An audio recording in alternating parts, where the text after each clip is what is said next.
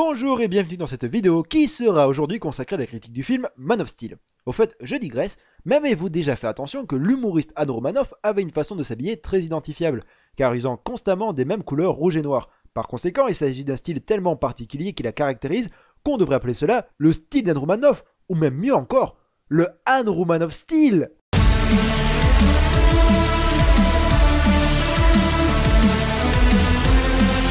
Man of Steel est un film sorti en 2013, il est réalisé par Zack Snyder, qui s'initie d'ailleurs sa troisième adaptation de comics après 300 et Watchmen. Au casting du film on retrouve un peu beaucoup de monde, Henry Cavill, Michael Shannon, Russell Crowe, Kevin Costner, N.J. Traub, Lawrence Fishburne, qui semble ici avoir englouti toutes les réserves de muffins du monde, et puis surtout il y a la délicieuse Amy Adams, l'une des rares actrices qui pourrait presque me faire oublier l'existence d'Emma Watson. Man of Steel, de quoi ça parle ? Eh bien le film commence, il y a bien longtemps, dans une lointaine, très lointaine galaxie. Oh, tu te calmes s'il te plaît. Où l'on nous montre une planète dénommée Krypton qui est sur le point de s'autodétruire. Et c'est dans ce cadre catastrophique qu'un général nommé Zod décide de renverser le pouvoir établi, le meilleur moment pour faire un coup d'état. Cependant, il aura à subir l'opposition de Jor-El qui... Ouais, en fait, je me rends compte que ça va vraiment être fastidieux de résumer toute cette séquence de manière détaillée. Alors, pour faire simple, ça fait « Je veux prendre le pouvoir !» Non, tu ne dois pas, et je t'en empêcherai. Ensuite, on a droit à une bataille galactique avec des lasers, des animaux vaisseaux spatiaux, et du coup, ça fait « Piou, piou, piou !» Boum, explosion. Après, on enchaîne avec un moment de tendresse. « Jor-El, je t'aime. Moi aussi. » Veux-tu vraiment envoyer notre fils sur Terre? Oui, comme ça nous pourrons le sauver. Donc ils envoient leur enfant sur une autre planète dans un vaisseau. Et puis ça refait piou piou piou, boum. Le gentil il meurt et le méchant est arrêté. Et à la fin, boum, explosion de la planète. Coupure. Et on retrouve notre chérubin qui a bien grandi sur un bateau de pêche. La transition est assez brutale tout de même. Donc nous sommes à présent introduits à cette personne du nom de Clark Kent et on va vite se rendre compte qu'il est doté de super pouvoirs, notamment une force accrue et une résistance impressionnante, mais surtout, fait rare pour être souligné, des poils sur le torse. Oui, pour un héros de blockbuster américain, c'est tout à fait exceptionnel. A partir de là, nous allons pouvoir suivre le parcours de Clark Kent, parce que Man of Steel nous raconte les origines de Superman. Oui, j'aurais pu, mais ça aurait été beaucoup moins rigolo. Alors pour pouvoir aborder la critique de ce film, il est nécessaire de s'intéresser à cette icône qu'il entend présenter à l'écran, à savoir Superman. Il ne sera pas question ici de dresser un historique complet autour de Superman, nous nous contenterons de rappeler que Superman a été créé en janvier 1933, il me semble qu'il y a eu un truc à cette époque d'ailleurs. Les auteurs originels sont Jerry Siegel, Joe Shuster, et surtout il est bon de repréciser que Superman est le premier modèle d'une réelle mythologie moderne, à savoir les super-héros, qui, qu'on le veuille ou non, représentent un pan important de notre culture. Et c'est justement la représentation de Superman dans notre culture qui va nous intéresser. Dans l'inconscient collectif, on peut dire que généralement Superman s'assimile à une figure obsolète. Généralement, quand on évoque Superman, il est souvent fait référence à son côté cliché du bon samaritain, tout beau, tout mignon, qui n'a aucun défaut, ce qui par conséquent en ferait un personnage fade et sans relief. Dès lors, Superman s'apparente à une figure iconique datée, qui ne correspond plus aux mœurs de notre société actuelle. Étant né dans une période historique sombre, Superman correspondait totalement à une volonté d'avoir un symbole qui serait capable d'apporter du réconfort, de se montrer valeureux, parce que même s'il ne s'agissait là que d'une histoire fictive, elle revêtait un réel impact. Car après tout, c'est bien la source même de l'imaginaire, que ce soit par le biais de l'art, de la religion ou autre, de donner un sens à nos existences au-delà d'une simple acception matérielle. Et il semblerait que Superman, malheureusement, n'ait pas su évoluer de ce stade, et que par conséquent, notre monde tel qu'il est ne souhaite plus ou n'a plus besoin d'un tel symbole. Il est vrai que quand on regarde la représentation des super-héros sur grand écran, soit il s'agit de héros trop sombres et par conséquent trop stylés, soit il s'agit de personnages fun et hilarants, des personnages cool, qui finalement s'assimileraient plus à des bons potes, mais jamais réellement des icônes porteuses d'espoir qui sauraient éveiller en nous un profond sentiment d'admiration. L'échec du film Superman Returns en est une belle démonstration. Le film s'est littéralement fait incendier et beaucoup de gens l'ont détesté. Et il est vrai que quand on regarde cette œuvre, elle semble être en retard sur son temps, d'au moins une trentaine d'années. Un constat assez similaire peut être dressé relativement au précédent film Superman, qui laisse une sensation pour une grande partie du public d'avoir assez mal vieilli. Et quand je dis ça, je ne parle pas d'aspect technique, mais bien du symbolisme qui s'en dégage, qui à bien des égards semble assez vieillot, voire même lourdingue et pachydermique. Je crois qu'on peut faire un tout petit peu plus subtil. Et c'est précisément du fait de la présence de ces œuvres cinématographiques et aussi télévisuelles que cette vision de Superman s'est imposée, puisque dans les comics même, en plus de 80 ans d'existence, il est normal de trouver des versions alternatives de ce super-héros. Et je ne résiste pas d'ailleurs de vous citer comme exemple Superman Red Son, qui comprend notamment au scénario Mark Millar, qui a une idée tellement conne qu'en est absolument géniale, de se demander ce qui se serait passé si Superman était né en Union soviétique. S'ensuit un récit tout à fait captivant, qui joue à merveille de l'icône qu'est Superman et de toutes les valeurs qu'elle représente, car mise en situation dans un tout autre contexte. Donc voilà une belle illustration de comment rendre le personnage de Superman tout à fait fascinant. Mais même au-delà de ça, la mythologie même de Superman en fait un personnage passionnant. Si toi aussi tu as vu Kill Bill 2, tu dois savoir ce dont je parle.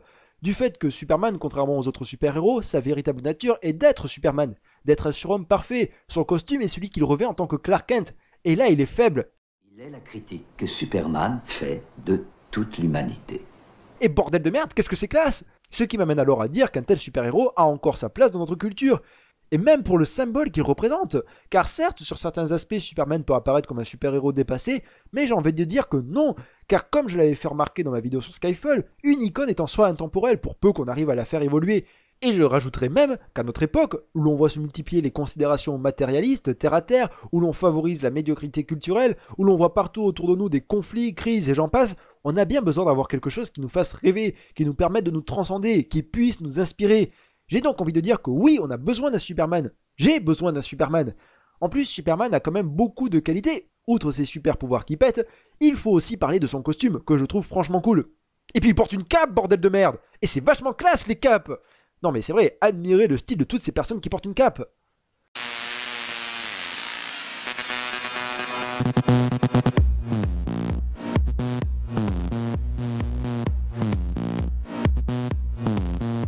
Donc c'est nécessairement avec une joie certaine que j'ai appréhendé l'idée de voir un nouveau film Superman, qui plus est aux mains en partie de Christopher Nolan. Bien évidemment, le challenge ici est de taille. Comment arriver à redonner de l'intérêt à ce personnage qui semble être un peu boudé par le public? Comment arriver à moderniser cette icône? Eh bien la réponse a été dans ce cas de recourir à la mode du réalisme et de la rationalisation de l'imaginaire, thème que j'ai introduit dans ma précédente chronique. Clique ici si tu ne l'as pas encore vu. Donc oui, la démarche adoptée a bel et bien été de rendre Superman beaucoup plus crédible et terre à terre dans cette œuvre. La question est alors de savoir s'il s'agissait ou non d'une bonne idée. Eh bien c'est ce que nous allons voir tout de suite. Cette volonté de réalisme se fait ressentir immédiatement quand on nous introduit le personnage de Clark Kent. Le film suit un schéma très similaire à celui de Batman Begins. En gros, on nous présente le personnage central avant qu'il ne devienne le super-héros qu'on le connaît tous, entrecoupé de séquences de flashbacks afin de nous présenter des éléments clés de son passé. Et dans le cas, il y a une approche très réaliste. On essaye de donner de la substance au personnage en s'attachant à sa psychologie profonde, notamment en évoquant ses traumas, parce que tout personnage de fiction se doit d'être torturé. Sauf que dans Batman Begins, cela a un sens, puisque l'on évoque une personne dont les parents ont été assassinés étant enfant, qui vit dans une ville corrompue par le crime et qui souhaite combattre ce mal. Et pour ce faire, se confrontera directement à ce milieu. Donc il est naturel qu'il en ressorte un personnage torturé. Dans le cas présent, je dois avouer rester plus perplexe. Qu'est-ce qui peut bien justifier cette noirceur? Et puis même, pourquoi est-ce que Clark se sent obligé de partir de chez lui? Évidemment, l'on me rétorquera à raison que c'est parce qu'il est en plein parcours identitaire, qu'il ne s'agit alors que d'un périple initiatique. Et jusque-là, je n'ai aucun souci avec ça. Mais pourquoi tout doit baigner dans une ambiance aussi noirâtre? Pourquoi Clark travaille-t-il dans un bar miteux rempli de pochetrons, alors qu'il existe tellement d'autres endroits dans le monde qui seraient sûrement bien plus fréquentables? En réalité, le problème que j'ai ici, c'est que l'on sent très clairement qu'on a voulu prendre le contre-pied de cette image du Clark Kent tout beau, tout mignon, afin de le rendre moins lisse. Mais là, je vais faire une révélation qui va peut-être choquer. Mais un personnage torturé n'est pas forcément intéressant et pourra toujours rester lisse et sans relief. Ce qui est bel et bien le cas ici. Le film échoue constamment à donner une réelle substance à son personnage central. Et même les scènes de flashback ne fonctionnent absolument pas, car beaucoup trop succinctes et réellement superflues. Cela s'explique en mon sens que Superman, à contrario de Batman, est une personne bien plus éloignée de nous. Là où dans Batman Begins on intériorise immédiatement le parcours et les motivations de Bruce, parce qu'au final c'est un humain lambda qui sera amené à accomplir des choses extraordinaires, la situation est bien plus délicate pour un personnage comme Clark, qui est un personnage dont la nature même est d'être au-dessus des gens ordinaires. Et du coup, ces scènes de flashback d'à peine 5 minutes, balancées entre la poire et le fromage, apparaissent comme inutiles et finalement ne font qu'alourdir le film. Dès lors, on sent très rapidement que les auteurs de l'œuvre ne se sont pas questionnés sur le personnage, au-delà du fait de se dire qu'il faudrait qu'il soit sombre et torturé, et non pas ainsi chercher à savoir si cela était pertinent ou non. D'autant plus que le film nous évoque le parcours de Clark Kent jusqu'à ce qu'il devienne Superman, évoquant à cet égard le fait que Superman représentera un modèle aux yeux de l'humanité. Et là j'ai une question, à quel moment dans le film il nous est procuré la sensation que Superman devient un modèle aux yeux des hommes? Ok, il y a quelques séquences, et nous y reviendrons, où Superman est assez bien iconifié, mais jamais aux yeux des gens dans le film. Et puis même, on n'a quasiment jamais cette sensation d'avoir là un super-héros mythique. Et si déjà le film n'arrive pas à donner corps à son héros, il en est malheureusement de même pour tous les autres personnages qui finalement n'apparaissent là que comme des fonctions. Un bel exemple serait celui de Lois Lane. Et Dieu sait que ça m'emmerde de dire ça du fait qu'elle soit interprétée par Amy Adams, le film essaye de lui donner un certain caractère éloigné de la potiche un peu coconne, en faisant une femme cool. Juste une cool dans ma tête, cool avec les autres. Et c'est très bien, mais en dehors de ça, il n'y a rien, son personnage est assez vide. Et c'est un peu pareil pour à peu près tout le monde, ce qui se fait d'ailleurs bien ressentir dans le jeu des acteurs, qui n'est pas mauvais en soi, mais insipide. Mais en même temps, c'est assez délicat de donner une performance ahurissante dans cette situation. Ce qui donne la constante sensation que le film est automatisé. Et cette sensation ne se fait pas uniquement ressentir dans le traitement de l'histoire et de ses personnages, car la réalisation du film en est clairement affectée elle aussi. On retrouve avec cet aspect la même volonté constante de faire du réalisme à tout prix. Dans la mise en scène même, cela se traduit par le choix de filmer très fréquemment caméra à l'épaule, en accentuant par moments les tremblements de caméra, afin de donner cette sensation d'immersion tel un reportage filmé au cœur de l'action. Et puis le tout est souvent agrémenté de pas mal de gros plans sur des petits détails du quotidien, pour nous montrer que, tu vois, ces personnages ils sont proches de nous, parce que bordel de merde, eux aussi ils boivent du café, putain. Et puis, bien sûr, la direction artistique use de couleurs assez ternes et jamais réellement exhaustives. Alors que merde, on parle de Superman, un héros haut en couleurs. Mais bon, si l'on a quelque chose de visuellement hyper travaillé, avec des couleurs, on risque peut-être de casser l'adhésion du spectateur, qui n'arrivera plus à s'immerger dans l'univers du film, et cela serait bien dommage. Le résultat est qu'ici, tout apparaît comme étant factice, tellement on a cette impression que tout est mis là par pure facilité. Ce sentiment en est d'ailleurs d'autant plus accru qu'il s'agit en l'occurrence d'un film de Zack Snyder, qui, à l'accoutumée, a une part artistique totalement à l'opposé. En effet, Zack Snyder use d'habitude d'une mise en scène ultra stylisée, avec ses ralentis et cadrages ultra léchés. Et je ne dis pas que c'était forcément mieux avant. Pour ma part, je trouve que ça fonctionnait à merveille dans Watchmen, mais que ça partait complètement en couille dans Sucker Punch. Mais le fait est que c'était son style à lui, son approche artistique.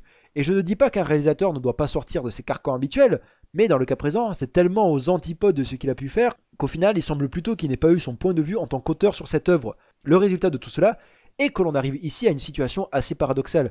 Car cette sensation que tous ces procédés sont mis en œuvre uniquement pour donner cette impression de réalisme, sont purement factifs, signifie que c'est en essayant de faire vrai que ce film semble faux. Fort heureusement, il reste un point que je n'ai pas évoqué, celui des scènes d'action. Et là par contre, il y a des choses cool à dire. Parce que ça peut paraître con, mais c'est grâce à ces scènes que cette volonté de réalisme arrive ici à prendre un écho positif. Je m'explique. Tout le travail qui a été effectué, que ce soit en termes de réalisation ou d'effets visuels, a été de rendre compte de manière tangible la force et la puissance de Superman. Et ça, en toute honnêteté, ça fonctionne vraiment bien. Le film arrive vraiment à rendre les scènes de bataille dynamiques sans user de procédés faciles comme des ralentis par exemple. On a réellement cette sensation que Superman se bat là sous nos yeux, et en plus, le tout est filmé avec une très bonne lisibilité, malgré la rapidité des combats. Et je trouve que c'est franchement très appréciable, parce que là, ça permet réellement de donner de la classe à Superman, de faire ressentir sa puissance. En fait, le film n'est jamais plus réussi que quand il arrête d'essayer de nous raconter une histoire et de nous en mettre plein la vue. Et c'est dans ces instants de grâce que Superman arrive à retrouver de sa magnificence, d'autant plus que l'on peut compter sur la musique d'Hans Zimmer qui accentue cet aspect magistral. D'ailleurs, dans ses séquences d'action, et plus exactement lors des séquences de vol, Zack Snyder a souvent recours à des zooms très brusques pour maintenir une continuité dans l'action et favoriser son dynamisme. J'en parle parce que malgré le fait que ce soit assez répandu, il en use tellement fréquemment que ça donne parfois le sentiment d'une certaine redondance. Mais là, je dis ça pour chipoter. Et pour continuer dans le chipotage, certains spectateurs se sont plaints de l'abondance d'effets visuels. Moi, j'ai envie de dire qu'il faut ce qu'il faut pour mettre en œuvre un tel travail, mais il est vrai que parfois, il y a un certain abus. Mais une fois encore, je n'ai pas trouvé cela si dommageable. Par contre, en revanche, il y a tout de même un point qui n'est plus du chipotage, c'est celle de la destruction de masse engendrée par les affrontements entre Superman et les envahisseurs. Alors, je sais que c'est quelque chose qu'on entend souvent, mais je vais quand même y revenir. Pour qu'on soit clair, ce n'est pas le fait même qu'une ville soit rasée qui me pose problème. Il n'y a pas de souci avec ça. Surtout que, comme nous avons déjà pu le voir, un bon nombre d'œuvres américaines sont marquées par les événements du 11 septembre. Donc j'ai presque envie de dire que si l'on voulait remettre Superman au goût du jour, c'était un peu inévitable. Et puis bon, c'était déjà le cas dans The Dark Knight, alors pourquoi ne pas refaire la même chose ? Certes, on pourrait être de mauvaise langue et dire qu'il s'agit encore d'un procédé facile, et qu'ils auraient pu trouver une autre thématique, plus d'actualité, comme la crise économique. Mais bon, Dark Knight Rises nous a montré que ce n'était pas forcément une bonne idée d'être original, alors ok. Mais je digresse. Ce qui me pose problème ici, c'est bien le fait que tout cela ne semble n'avoir aucune incidence. À partir du moment où Superman a vaincu le grand méchant Zod, c'est bon, tout est cool et peut rentrer dans l'ordre. Et puis même, là c'est le moment de nous montrer la peur des gens. C'est sur eux que doit se faire ressentir l'impact de cette destruction. Sauf que le film ne prend jamais le temps de se poser sur ces gens ordinaires. C'est vrai que les quelques moments de foule en panique ne sont montrés que par des plans ne durant rarement plus de quelques secondes, car imbriqués dans un montage alternant des séquences avec soit Superman, soit l'armée, qui sont en dehors de ces événements même. Ce qui aurait pu être judicieux aurait été par exemple de suivre la démarche entreprise par Titanic, qui au-delà de retranscrire parfaitement la détresse des passagers du bateau, le film se permet un long travelling à la fin, nous montrant tout un tas de cadavres, nous faisant ainsi ressentir émotionnellement l'horreur qui vient de se produire. Dans le cas présent, le seul moment où le film arrive un peu à se focaliser sur des personnes ordinaires, c'est pour nous présenter un petit groupe de 3 personnes qui s'en sortiront très bien, ou encore une famille s'obstinant à vouloir franchir un mur pour éviter des lasers alors qu'il y a un moyen de s'enfuir juste en face d'eux. Ce qui fait que le seul vrai point positif du film, à savoir ses effets spectaculaires et grandiloquents, par ce simple aspect, semble ne finalement pas valoir bien plus que des scènes d'action dignes d'un Transformers. Et en définitive, le film est un échec flamboyant, car aucune tentative n'aboutit et se ramasse littéralement la gueule. Ainsi la question qui se voit soulever est, aurait-il pu en être autrement? Je veux dire, en prenant les intentions de base du film, j'ai évoqué en début de critique le fait que Man of Steel suivait une structure narrative très similaire à celle de Batman Begins. Et cela va bien au-delà, car l'on ressent très clairement que l'objectif a été de faire de ce Superman un Dark Knight bis. The Dark Knight ayant été un énorme succès, cela a été inévitable. Et puis même dans le cœur des fans, Batman a acquis dans la grande majorité une place bien plus importante que celle de Superman. Et cette volonté de faire du Batman avec du Superman se traduit bien évidemment dans le choix de Christopher Nolan à la production, mais aussi dans le titre même, qui n'évoque pas Superman, mais l'homme d'acier, tout comme le fait d'évoquer le Chevalier Noir au lieu d'évoquer Batman. Mais il y a selon moi deux choses qui ne vont pas avec cette volonté de base. La première et la plus évidente est le fait que Superman n'est pas Batman. Il faut bien comprendre que l'on est sur deux super-héros différents. J'ai bien conscience de la nécessité de faire évoluer une icône, mais là ce n'est plus une évolution, c'est de lui enlever toute sa substance pour en faire autre chose. Surtout que faire du terre-à-terre avec un personnage comme Batman peut éventuellement marcher dans une certaine mesure, parce qu'il s'agit d'un humain normal, mais avec Superman ce n'est pas la même histoire, c'est un personnage totalement iconique, et je pense que Christopher Nolan, qui est un acteur majeur dans cette mouvance de réalisme, n'était pas un choix judicieux pour aborder ce personnage. Surtout qu'en plus il venait plus ou moins de chier dans la colle avec The Dark Knight Rises, c'est-à-dire qu'il lui-même n'est pas arrivé à faire du Batman avec du Batman. Et puis la deuxième raison repose sur une autre considération qui pourra sembler relever de l'analyse de comptoir, mais je vais quand même oser l'avancer. Afin d'expliquer mon raisonnement, il faut partir de la distinction entre une scène de Batman Begins et une de Man of Steel, à savoir celle où l'on entend pour la première fois le nom même du super-héros. Dans Batman Begins, il s'agit de cette séquence. Merde, t'es quoi, toi?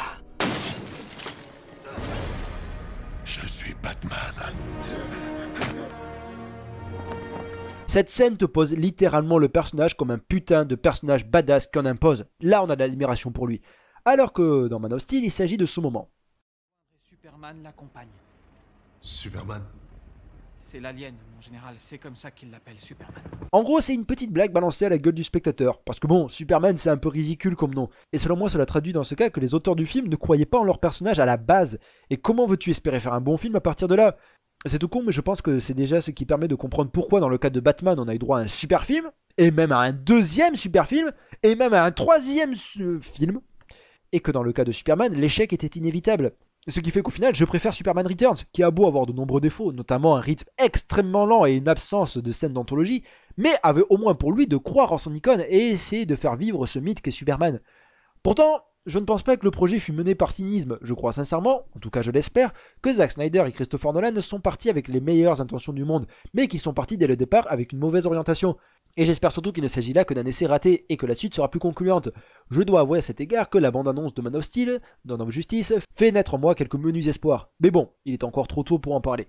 Après cette longue critique, je vous propose de conclure par les petits détails qui auront réussi à me réjouir avant de voir ceux qui m'auront le plus titillé. C'est la partie des points positifs et négatifs du film. Et on attaque immédiatement avec les points positifs. Le premier point positif du film est le costume de Superman. J'aime beaucoup le design du costume de Superman dans ce film.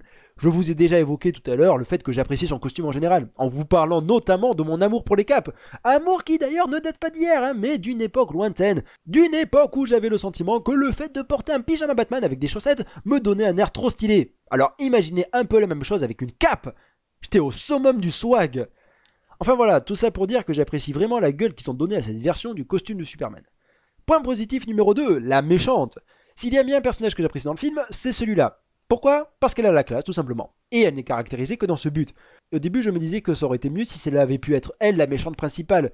Mais si cela avait été le cas, eh bien ça aurait pu être dommageable, parce que le film aurait cherché à lui donner un développement, et l'on serait sûrement tombé dans des clichés un peu lourdingues, comme le méchant principal en fait. Puisque finalement, ce qui fait que le personnage est réussi, c'est bien le fait qu'il n'essaye pas de raconter quelque chose sur elle.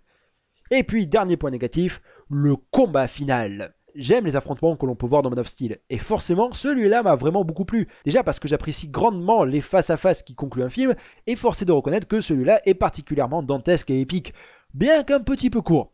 Et puis il faut reconnaître que le côté épique est un petit peu atténué à un moment. Et on fait tourner les serviettes comme des petites girouettes. Voilà, mais à part ça, ça avait vraiment de la gueule. Voilà donc pour le tour des points positifs, passons maintenant aux points négatifs. Le premier point négatif est le rayon bleu.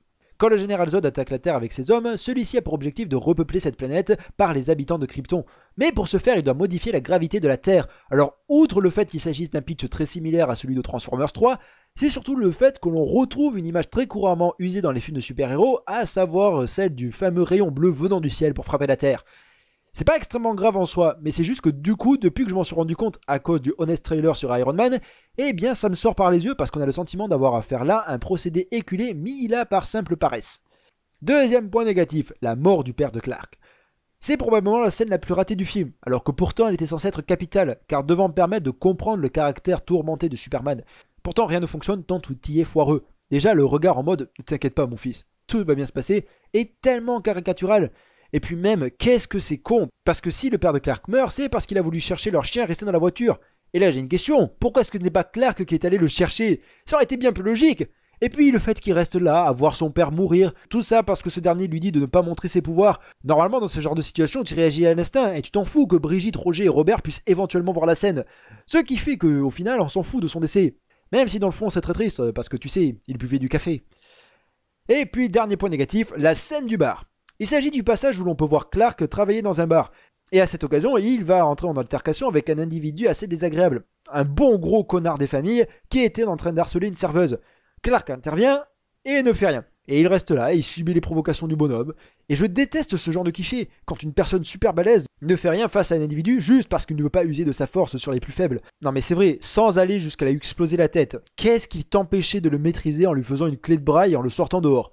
Ça aurait été mieux que de ne rien faire, non? Ou de faire ce truc super mesquin et inutile que de lui bousiller son camion. À propos, j'adore la réaction du mec qui constate que son camion s'est fait détruire.